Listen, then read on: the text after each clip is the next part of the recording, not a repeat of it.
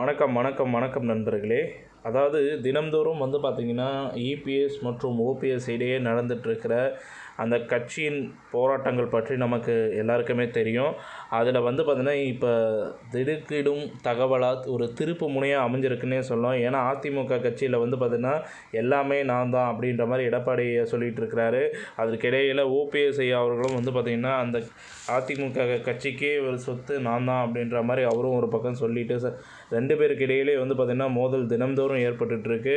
அதற்கு அடுத்தபடியாக பார்த்திங்கன்னா இப்போ பார்த்திங்கன்னா எடப்பாடி பழனிசாமி அவர்கள் பார்த்திங்கன்னா பொது செயலாளர் கிடையாது, அவர் துணை ஒருங்கிணைப்பாளர், ஓபிஎஸ் ஒருங்கிணைப்பாளர் அப்படின்ற மாதிரி பார்த்திங்கன்னா ஒரு பதிவேட்டு ஒன்று பார்த்திங்கன்னா தற்பொழுது வெளியாகி இருக்குது. அந்த பதிவேட்டில் ஓபிஎஸ் அவர்கள் ஒருங்கிணைப்பாளர், எடப்பாடி பழனிசாமி அவர்கள் துணை ஒருங்கிணைப்பாளர் அப்படின்ற ஒரு பதிவேட்டு தான் இப்போ வெளியாகி கொண்டிருக்கிறது. ஸோ அந்த பதிவேட்டின்படி ஓபிஎஸ் அவர்கள் தான் ஒருங்கிணைப்பாளர், இபிஎஸ் அவர்கள் துணை ஒருங்கிணைப்பாளர், அவர் பொதுச் செயலாளர் கிடையாது. அது மட்டுமல்லாமல் இன்று காமராஜர் பிறந்தநாள் அன்று பார்த்திங்கன்னா இந்த செய்தியானது மிகப்பெரிய மகிழ்ச்சி அளிக்கும் விதமாக ஓபிஎஸ் அவர்களுக்கு அமைஞ்சிருக்கு. ஏனென்றால் அதாவது பொதுச் செயலாளர் என்று கூறிக்கொண்டு எடப்பாடி பழனிசாமி அவர்கள் பார்த்திங்கன்னா கட்சியில் நடக்கும் அனைத்தையும் பார்த்திங்கன்னா அவர் கண்ட்ரோலில் எடுத்து கொண்டிருந்தார். இதுவரைக்கும் அவர் வைப்பது தான் சட்டம், அவர் வைக்கிறது தான் நீதி அப்படின்ற மாதிரி இப்போ போயிட்டு இருந்துச்சு.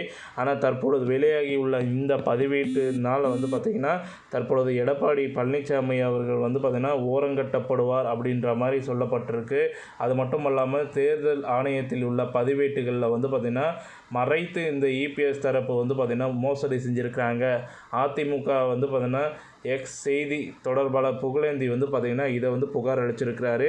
ஸோ ஓபிஎஸ் தான் பார்த்திங்கன்னா ஒருங்கிணைப்பாளர், இபிஎஸ் துணை ஒருங்கிணைப்பாளர்ன்றது ஆணித்தனமாக பார்த்திங்கன்னா சாட்சியோடு நிரூபிக்கப்பட்டிருக்கிறது.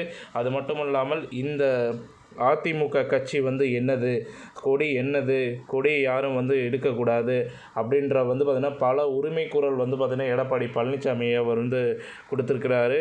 அந்த அனைத்து விதமான உரிமையும் பார்த்திங்கன்னா இன்னும் பார்த்திங்கன்னா நிறுவனம் செய்யப்படவில்லை. யாருக்கு இது சொந்தம் என்று இன்னும் பார்த்திங்கன்னா இது வழக்கானது பார்த்திங்கன்னா நிலுவையில் தான் இருக்குது. தீர்ப்பு வழங்கும் வரை பார்த்திங்கன்னா இந்த கட்சியில் பொது செயலாளர் என்ற பேச்சுக்கே இடமில்லை அப்படின்ற மாதிரி இப்போ சொல்லப்பட்டு வந்துட்டுருக்கு.